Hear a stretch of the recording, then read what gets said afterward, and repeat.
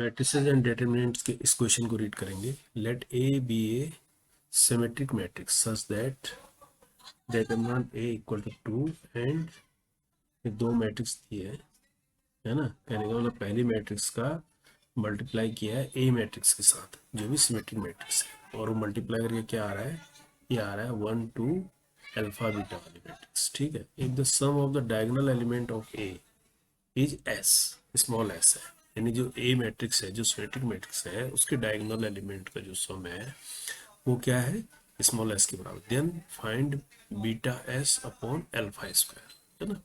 यानी beta S, small S और alpha आपको फाइंड आउट करना होगा, तभी निकलेंगे, है ना।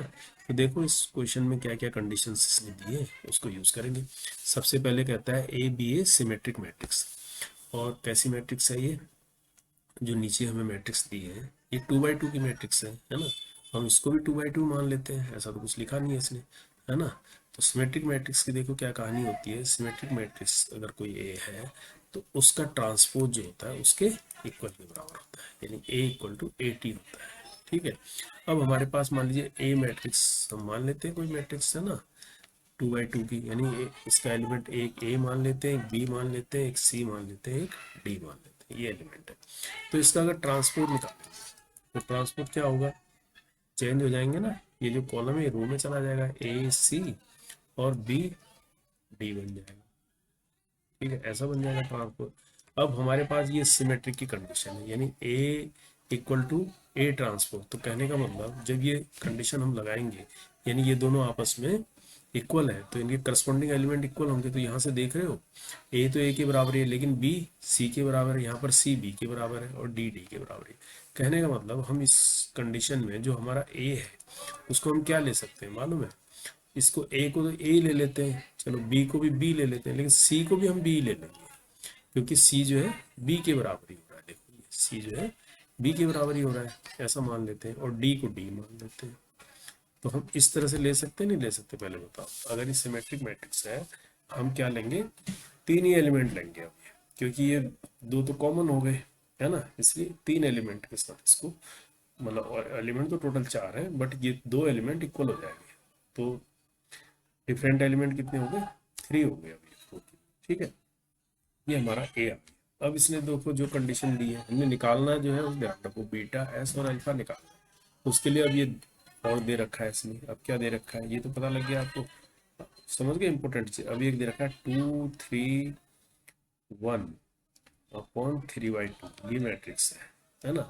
इसकी मल्टीप्लाई किसके साथ की है, ए मैट्रिक्स से मल्टीप्लाई की, यानी इसके साथ में ये लिख सकता हूँ।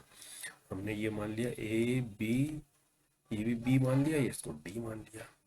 ठीक है, ये मल्टीप्लाई करके आ रहा है 1 2 अल्फा और बीटा, है ना। तो यहाँ से इक्वेशन बनेंगी ये अल्फा बीटा के लिए, है ना।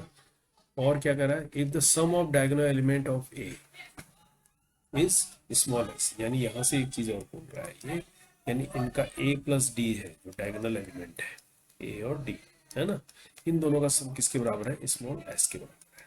तो देखो आपको एक कंडीशन मिल रही है ना, एक इसको इक्वेशन नंबर 1 मान लेते हैं।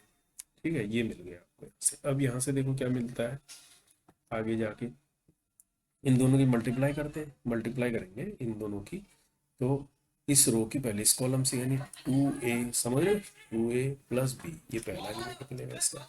फिर इसकी इसके साथ हो जाएगी 2b प्लस डी, ये सेकंड एलिमेंट मिल जाएगा। अब 3 की हो जाएगी 3a प्लस 3/2b हो जाएगा। ठीक है, फिर इसकी इसके साथ हो जाएगी 3b प्लस 3/2d, ये मल्टीप्लाई होके ये ऐसा आ जाएगा। अब ये इक्वल टू है भैया 1 2 अल्फा और बीटा के, तो करस्पॉन्डिंग एलिमेंट्स क्या होंगे, इक्वल होंगे, यानी इक्वेशन मिलेंगे हमको, है ना। वहां से हम सोल्व करेंगे इसको। तो पहली इक्वेशन मिली 2a प्लस बी, ये इक्वल टू 1 के बराबर हुआ। दूसरा मिला 2b plus D equal to 2 के बराबर। तीसरा मिला 3a प्लस 3/2b, ये इक्वल टू अल्फा, यहाँ से अल्फा निकलेगा। ठीक है, और बीटा भी हमको चाहिए होगा, तो इसके लिए जो लास्ट एलिमेंट है 3b प्लस 3/2d, ये किसके बराबर है, बीटा के बराबर है। ये इक्वेशन मिल गई।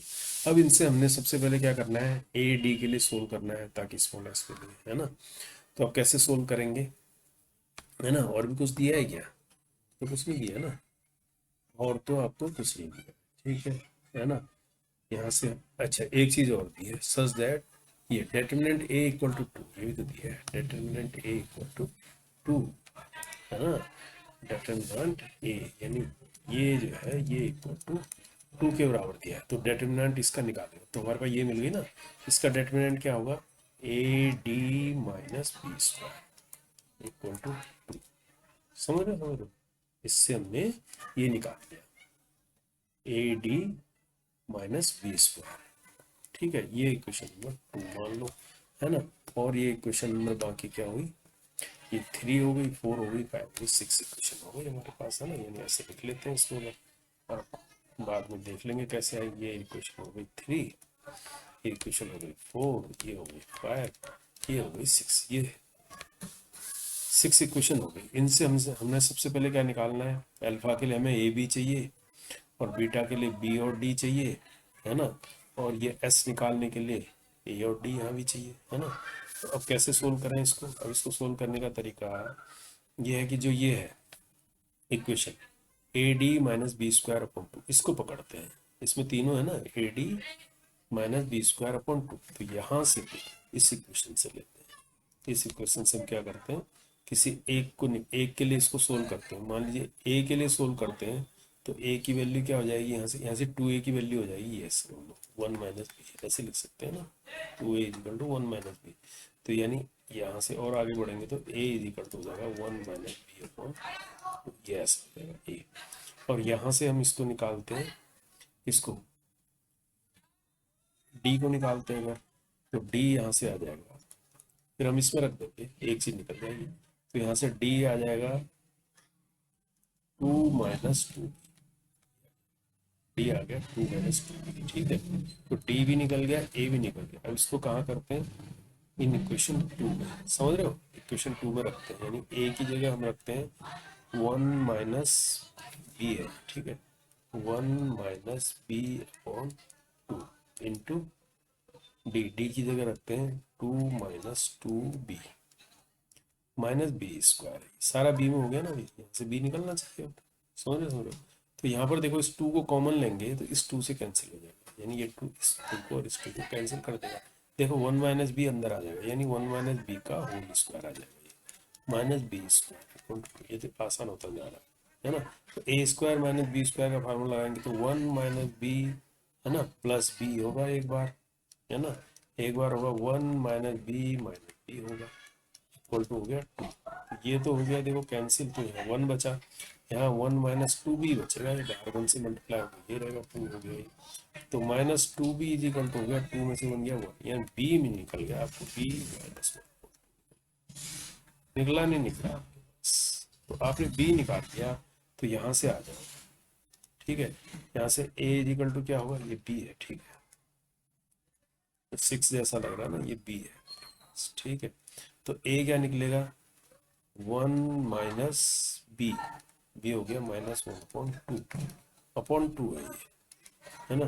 तो 1 प्लस 1/2 हो गया, यानी 3/4 आ जाएगा, क्या आ जाएगा 3/4, तो क्या आ जाएगा, ए आ जाएगा 3/4, ए भी निकल गया, ए बी भी निकल गया। अब आपको डी भी तो चाहिए होगा बीटा निकालने के लिए, अब डी निकालने के लिए कहाँ जाए, ये रहा डी, है ना।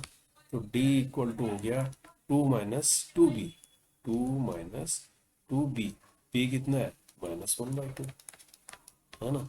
इस 2 से ये 2 कैंसिल हो गया, टी इक्वल हो गया, ये माइनस माइनस प्लस हो जाएगा, यानी डी हो गया 3, डी भी निकल गया 3, ए बी निकल गए, डी भी निकल गया। अब आपको निकालना है 4 और 5 से, इससे 5 और 6 से अल्फा बीटा चाहिए हमको, एस भी चाहिए, एस है ये देखो, फ्रॉम इक्वेशन 1 से a plus B is equal to है s, तो s कितना निकल गया, a और d, यानी 3 + 4 + 3, ये निकला s, यानी 4 3 जा 12 और 3 15, 15/4, ये हो गया s, तो एक s ये हो, सिंपल कैलकुलेशन है ना आपके पास, s भी निकल गया। अब अल्फा निकालना हो फ्रॉम 5, फ्रॉम इक्वेशन 5 से अल्फा निकालेंगे।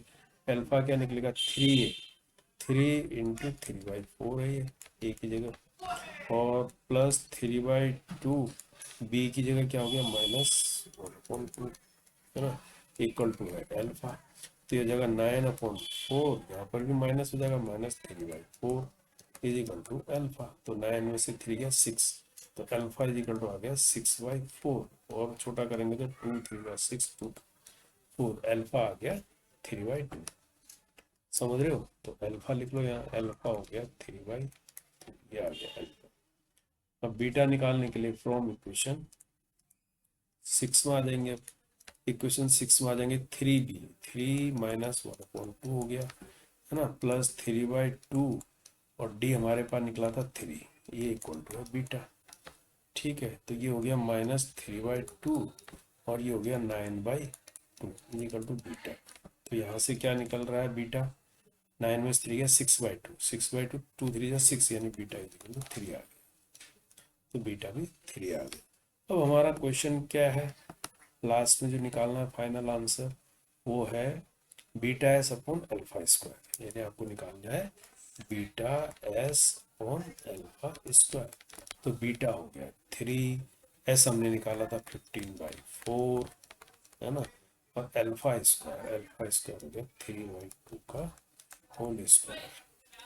ठीक है, अब ये क्या आ गया, इसको देखो ऐसे लिखो, 3 × 15/4, यहाँ पर करो 9/4 है ना, इस 4 से ये 4 कैंसिल, 3 से 3 3 जा 9, 3 5 जा 15, तो 5 आ जाएगा है ना, 3 3 जा 9, और 3 इसके नीचे आ गया, 3 15 है ना, तो आंसर हो गया।